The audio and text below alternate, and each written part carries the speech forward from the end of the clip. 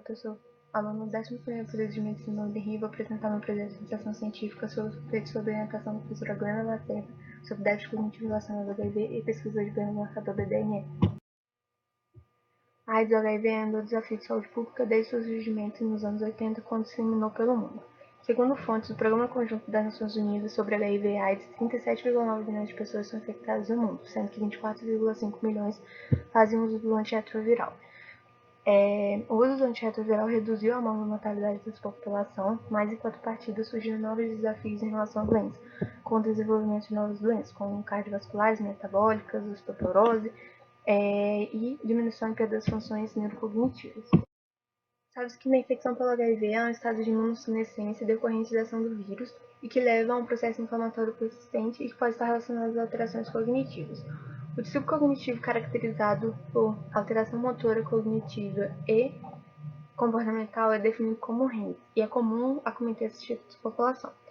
É uma desordem neurocognitiva associada ao HIV e ela é classificada segundo os critérios de Frascati em 1, 2 e 3, sendo um distúrbio neurocognitivo assintomático associado ao HIV, visto por pelo menos um desvio padrão abaixo da média nos testes neuropsicológicos. O 2 é um transtorno cognitivo com pelo menos 2 desvios padrões abaixo da média, e a demência associada ao HIV, marcado por déficit cognitivo intenso, tipicamente com mais de 2 domínios acometidos. O vírus do HIV possui potencial neurotrófico e neuropatogênico, atingindo células importantes do cérebro, como macrófagos e micróglia, e a barreira hematocefálica, produzindo marcadores inflamatórios, MCP1 e TNF-alfa, que também ajudam no desenvolvimento da infecção no sistema nervoso central. A neuropatogênese do HIV e a incidência das doenças ainda é incerta, com alguns mecanismos sendo aceitos, como o efeito direto do vírus, neurotoxicidade indireta das proteínas virais, replicação viral, neurotoxicidade direta da TAV e ação da glicoproteína 120, que é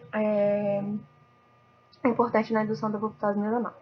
O cérebro tem uma capacidade de se reorganizar quando tem uma rede sináptica alterada, e essa função é chamada plasticidade sináptica, e ela é influenciada por fatores neurotróficos, como o fator neurotrófico derivado do cérebro, que é o BDNF.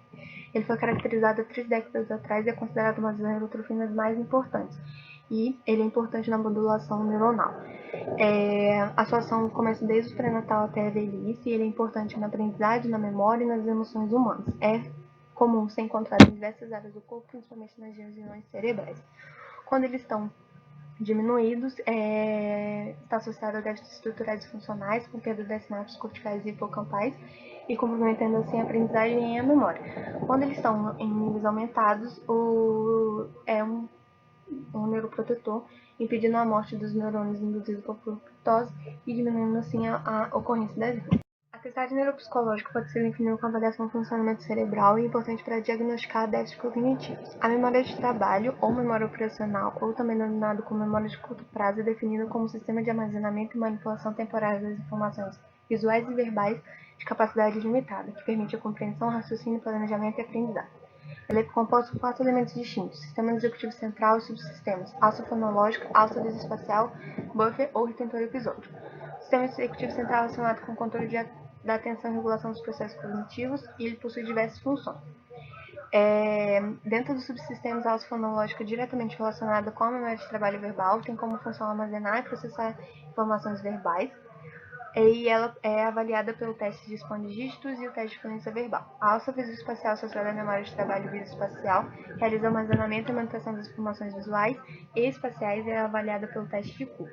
O buffer episódico é localizado no lombo central e ele é um sistema de armazenamento com capacidade limitada, que integra as informações dos componentes visuais e verbais. O objetivo do nosso trabalho é submeter pacientes HIV com controle de testagem neuropsicológica ampla, de forma a classificar os pacientes e o controle em grau de comprometimento neuropsicológico, comparar entre pacientes com controle os valores dos códigos de teste de fluência verbal, expande-dígito, teste cubos da bateria de Wise 3, bem como os níveis séricos de BDNF e interleação. Além disso, correlacionar os códigos de teste que avaliam a memória de trabalho, expande-dígito, fluência verbal e cubos com os valores de BDNF. Foi realizado um estudo transversal, analítico e observacional realizado entre janeiro de 2019 e junho de 2020. A amostra foi composta de 22 pacientes com diagnóstico de HIV decorrentes do Laboratório de Imunologia do Hospital Universitário de Grafenegui, entre 18 e 55 anos, que não possuíam qualquer alteração que comprometesse o sistema nervoso central. além de 11 voluntários do grupo controle, que continham funcionários do hospital e acompanhantes dos pacientes. Todos foram submetidos à avaliação neuropsicológica e coleta de sangue após a assinatura do TCLE. Todos os pacientes foram submetidos a exame físico geral e neurológico e realizado bateria de testes neuropsicológicos presentes na escala de inteligência Wesley para adultos 3, que constam no quadro exposto. A partir dos testes foi possível classificar todos os participantes segundo os critérios de classificante. Foi atribuído 0 para todos os controles e 1, 2 e 3 para o grupo de pacientes com HIV. Além disso, para avaliação laboratorial foi feita uma coleta de sangue periférico e dosagem para dosagem do biomarcador BDNF por ELISA e dosagem dos marcadores inflamatórios por Luminex. A análise estatística foi feita pelo programa R, através do teste de Wilcox e teste de correlação de espirro, considerando um nível de significância de 5%. Os resultados. Na comparação de idade, IMC e escolaridade, foi encontrado que o 40 IMC estava reduzido significativamente nos pacientes com HIV. Esse achado foi semelhante ao encontrado no estudo de Copley em 1985, que avaliou o perfil nutricional dos pacientes HIV e evidenciou associações recentes entre o baixo peso em portadores do HIV quando comparados ao grupo controle. O parâmetro de escolaridade também estava reduzido no grupo de HIV, com menos escolaridade nessa população. Esse achado também é semelhante a um estudo transversal de Lopes, em 2011, que analisou a qualidade de vida dos pacientes HIV positivo com mais de 50 anos e foi demonstrado baixo nível de escolaridade entre os participantes com a 8 anos de estudo, o qual também foi visto no estudo de Toledo em 2012 e Ocon em 2015. Tal característica comprova o fenômeno de pauperização da AIDS, ou seja, um aumento da proporção dos casos da doença em pessoas com baixo nível de escolaridade. Quando separados em grupo 1 e grupo 2 e 3, não houve diferença significativa quando comparados ao grupo controle no primeiro grupo, mas os 3 testes tinham significado estatisticamente reduzido no segundo grupo, já que esses pacientes apresentam um grau de comprometimento cognitivo maior, dados que convergem com os encontrados em outros estudos que indicam que a flexibilidade cognitiva, a linguagem, memória, funções executivas, fluências verbais e dificuldades motoras são frequentemente encontrados em pacientes vivendo com HIV.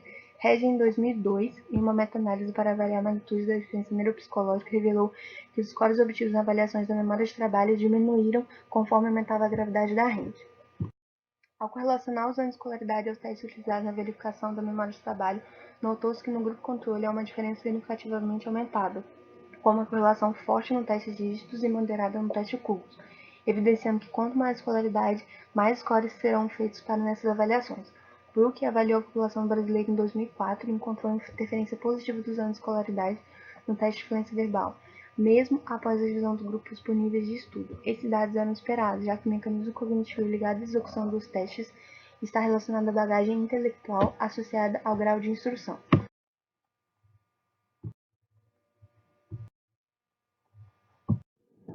Sabe-se que transtornos como depressão, principalmente a ansiedade, são muito prevalentes em pessoas vivendo com HIV. Alguns estudos mostram que a saúde mental das populações está comprometida desde o momento do diagnóstico da doença.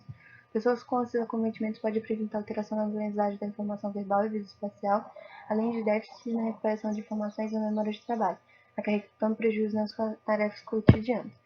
Apesar disso, neste estudo, ao comparar os estudos obtidos na escala de ansiedade e depressão entre o grupo teste e controle, somente o primeiro apresentou significado estatístico, com maior número de pontos no grupo de pessoas vivendo com HIV. Além disso, ao correlacionar essas escalas com avaliações neuropsicológicas de dígitos, cubos e animais, houve somente correlação aumentada no grupo controle, na escala de ansiedade com teste cubos e na escala de depressão com teste cubos e animais. Esses dados podem estar relacionados com o tamanho e características da amostra de pacientes com HIV, mas também com a possibilidade de o transtorno de ansiedade e depressão não ser tão significativo a ponto de alterar a memória de trabalho nessa população. Outro ponto importante é que o grupo controle era composto quase em sua maioria por mulheres, fato que poderia explicar a correlação existente nas avaliações psicológicas, já que é comum que esse gênero seja cometido por transtornos, como a depressão e a ansiedade. Petrarca, em seu estudo em 2009, mostrou que o estresse leva ao aumento do cortisol, que por sua vez age no hipocampo e provoca um déficit no desempenho cognitivo, principalmente em tarefas complexas, que dependem da memória de trabalho e do córtex pré-frontal.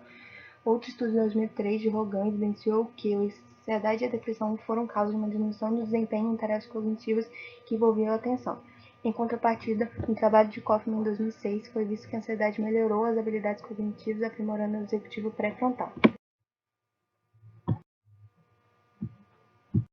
O fator neurotrófico derivado do cérebro é um importante biomarcador cerebral, sendo abundante em diversas regiões do corpo. Ele é bastante associado à preservação cognitiva. Ao compararmos os níveis de BDNF entre o grupo teste e controle, encontramos que este biomarcador se encontrava significativamente reduzido no grupo controle. Ao separar os pacientes em grupo 1, 2 mais 3 e compará-los com o grupo controle, encontramos significado estatístico somente no primeiro grupo, podendo ser explicado pelo déficit importante já apresentado nesse segundo grupo e com isso os níveis de marcadores estarem diminuídos. Podemos associar esses resultados à grande eficácia dos antirretrovirais utilizados pelos pacientes com HIV e a sua função neuroprotetora contra as REMs. Além disso, o aumento do BDNF nos pacientes que possuem infecção pelo HIV pode estar relacionado a uma superprodução compensatória correlacionada ao aumento da demanda neuronal pelo biomarcador devido aos danos causados pelo próprio vírus. Esse resultado diferiu do estudo de Adoshida, que comparou os níveis de BDNF no plasma dos pacientes com HIV com os que não possuem a doença e observou níveis mais baixos de marcadores nos infectados pelo vírus, justificado pela característica da amostra que apresentava uma imunodeficiência avançada, além de metade ser usuário de droga. Outro estudo feito em 2015 tinha como objetivo avaliar os pacientes com HIV com ou sem uso de álcool através de avaliações neuropsicológicas, questionarem a dosagem do BDNF, e evidenciou um número maior do biomarcador nos pacientes vivendo com HIV em comparação aos saudáveis. Além disso, ao avaliar as relações do neurotrofina com o déficit cognitivo, foi encontrada diferenças significativas dos níveis de BDNF que elevam os riscos de déficit cognitivo. Ao correlacionar o biomarcador com os anos de escolaridade em teste de controle, foi encontrada uma correlação moderada, porém negativa, mostrando que quanto mais escolaridade, menor os valores de BDNF. Na correlação, utilizamos os grupos separados em 1 e 2 matriz, também só houve significado estatístico no grupo controle. Esse resultado difere do encontrado no estudo de Suíba, em 2016, em que foi visto um nível sério de BDNF em pacientes com comprometimento cognitivo leve, com alto grau de escolaridade. Com relação aos níveis de interleucinão e TNF-alfa e a correlação com o BDNF entre teste e controle, não houve diferença significativa. Ao comparar os níveis desses marcadores inflamatórios entre o grupo teste e controle, foi encontrada uma diferença estatística do TNF-alfa, com níveis aumentados desse marcador nos pacientes com HIV. Alguns autores demonstraram que células infectadas pelo vírus HIV possuem uma regulação positiva na produção do TNF-alfa, com uma alça de retroalimentação importante para a dispersão do vírus. Encontrou-se uma redução significativa dos valores de MC e muscularidade dos pacientes vivendo com HIV, evidenciando que essa população ainda é composta em sua maioria por pessoas de maior vulnerabilidade. Além disso, viu-se que nesse grupo a memória de trabalho estava alterada, isso através da redução significativa dos subtestes dígitos cubos e animais, principalmente os pacientes que já possuíam um déficit cognitivo decorrente do HIV. Foi visto também que o grupo teste apresentou maiores scores nas escalas de ansiedade, o que foi comum nas pessoas com esse diagnóstico. No grupo controle foi encontrado os níveis de BDNF com uma redução significativa que associamos aos usos dos antirretrovirais pelos pacientes com HIV.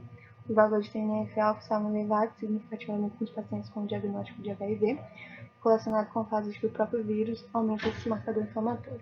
Houve também uma correlação dos scores obtidos nos subtestes dígitos cubos com os anos de polaridade no grupo controle, assim como nos subtestes cubos e escala de ansiedade e os subtestes cubos e animais com escala de depressão. Foi vista também uma correlação significativa inversa entre os índices de BDNF e os anos de escolaridade. É isso, as referências utilizadas no trabalho são essas. Obrigada.